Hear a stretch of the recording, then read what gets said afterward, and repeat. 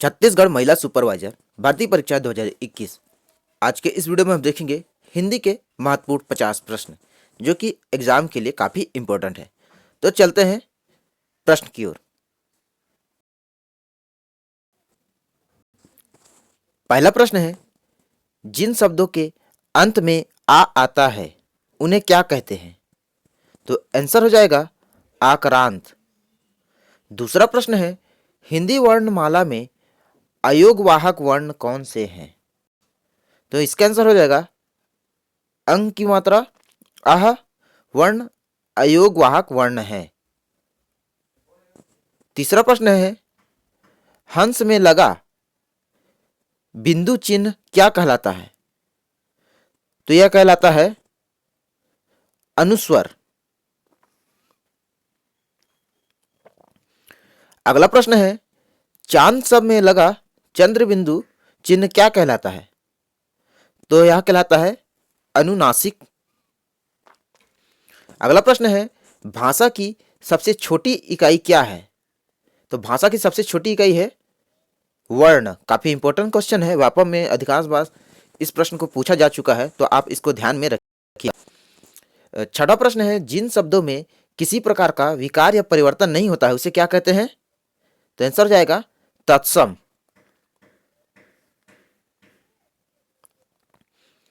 कार्य के होने का बोध कराने वाले शब्द को क्या कहते हैं? तो कार्य का होने का बोध कराने वाले शब्द को कहते हैं क्रिया। भाषा के शुद्ध रूप में ज्ञान किससे होता है? तो भाषा के शुद्ध रूप का ज्ञान किससे होता है? तो व्याकरण से होता है। विशेषण जिस शब्द की विशेषता बताते हैं उसे क्या कहते हैं? विशेषण जिस शब्द की विशेषता को बताते हैं उसे क्या कहते हैं? तो विशेष से कहते हैं। 10वां प्रश्न है, हिंदी में लिंग का निर्धारण किससे होता है? तो हिंदी में लिंग का निर्धारण होता है संज्ञा से। क्रिया का मूल रूप क्या कहलाता है? तो क्रिया का मूल रूप कहलाता है धातु। सर्वनाम के साथ प्रयुक्त होने वाली विभक्तियां क्या होती है? तो सर्वनाम के साथ विभक्त होने वाली विभक्तियां होती है संश्लिष्ट।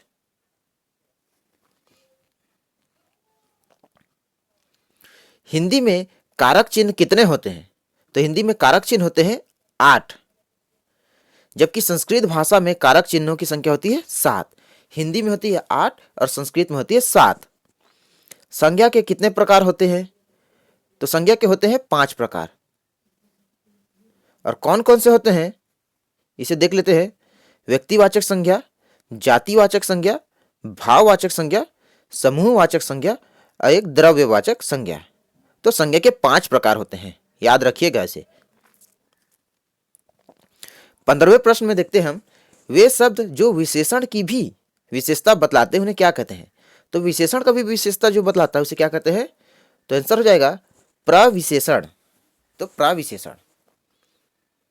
सर्वनाम किसे कहते हैं? सर्वनाम वे शब्द कहलाते हैं जो संज्ञा के स्थान पर प्रयोग लाए जाते हैं, जैसे यह, वह, वे, उनका, इनका, इन्हें आदि। ये सभी संज्ञा के स्थान पर प्रयोग किए जाते हैं, जैसे वह, वे, इनका। सर्वनाम के कितने भेद होते हैं? तो सर्वनाम के भेद होते हैं 6। पुरुषवाचक सर्वनाम, निश्चयवाचक सर्वनाम, अनिश्चयवाचक सर्वनाम, प्रश्नवाचक सर्वनाम, संबंधवाचक सर्वनाम और निजवाचक सर्वनाम। तो सर्वनाम कितने भेद होते हैं? 6।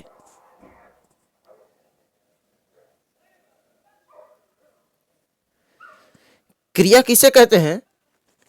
तो जिस शब्द से किसी काम के करने या होने का बोध होता है उसे क्रिया कहते हैं, जैसे खाना, हंसना, रोना, बैठना। ये सभी क्रिया के ही भेद हैं। क्रिया के उदाहरण हैं। क्रिया मुख्य रूप से कितने प्रकार की होती है? तो मुख्य रूप से क्रिया 2 प्रकार की होती है। देखिए, ये सभी सरल क्वेश्चन है लेकिन काफी इंपॉर्टेंट है। आप इसे नजरअंदाज बिल्कुल मत करिएगा, क्योंकि इससे आपके 2 या 3 नंबर जरूर आएंगे। तो क्रिया होते हैं 2। कौन कौन से? आकर्मक क्रिया और सकर्मक क्रिया। अगला है काल कितने प्रकार के होते हैं? काल कितने प्रकार के होते हैं? तो काल होते हैं 3 प्रकार के, वर्तमान काल, भूतकाल, भविष्य काल। जिसे हम इंग्लिश में टेंस बोलते हैं ना, उसे हिंदी में हम काल बोलते हैं।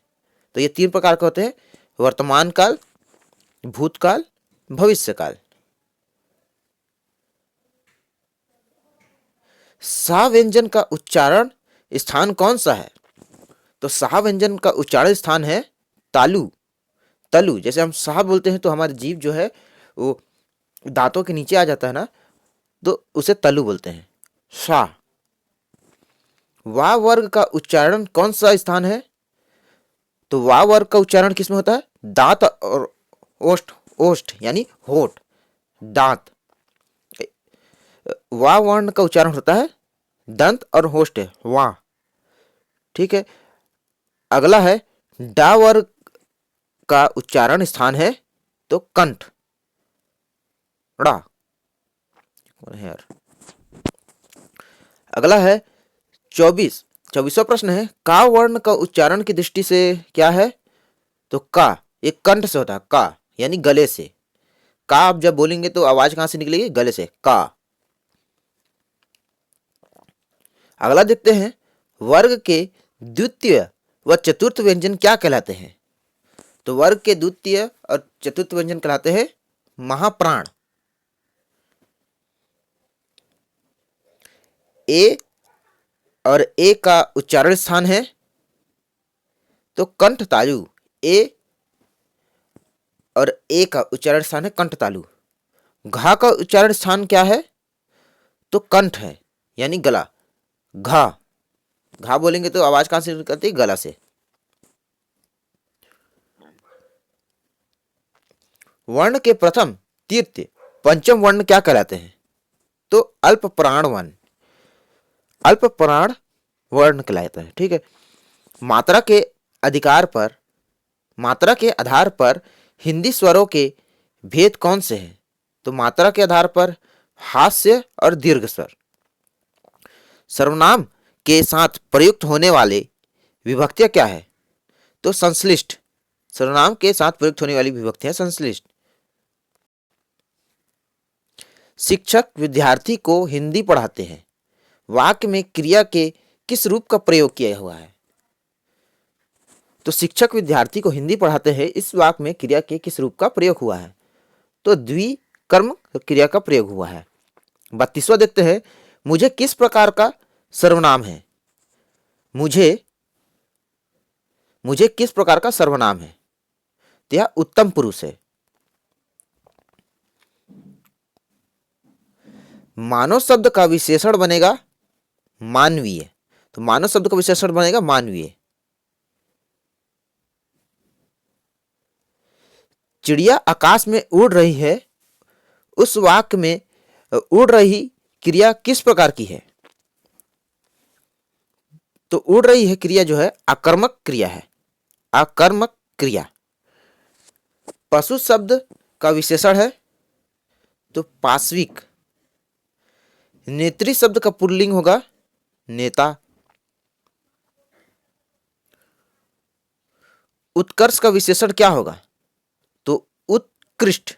उत्कर्ष का विशेषण होगा उत्कृष्ट। काम का तत्सम रूप होगा कर्म। दूध का तत्सम रूप क्या होगा? दुग्ध। पा वर्ग का उच्चारण मुंह के किस भाग से होता है? तो पा, पा हम जब बोलते हैं तो कहां से निकलता है? ओठ से, पा। च, छ, ज, झ व्यंजन के उच्चारण को मुखांगों के व्यवहार के आधार पर बनाइए। च, छ, ज, झ तो तालुव्य। मुझे किस प्रकार का सर्वनाम है? तो उत्तम पुरुष सर्वनाम है। वह धीरे धीरे आ रहा है, वाक्य अव्यय के भेद के अंतर्गत आता है। वह धीरे धीरे आ रहा है किस भेद के अंदर आता है? तो यह क्रिया विशेषण के। मानव शब्द से विशेषण बनेगा मानवीय।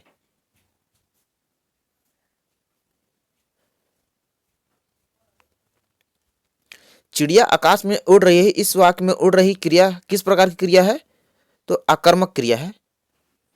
बुढ़ापा भी एक प्रकार का अभिशाप है, इस वाक्य में बुढ़ापा शब्द की संज्ञा भेद बताइए। तो बुढ़ापा जो है भाववाचक संज्ञा है। आलस शब्द का विशेषण क्या होगा? आलसी। प्रवृत्ति का विलोम क्या होगा? निर्वृत्ति।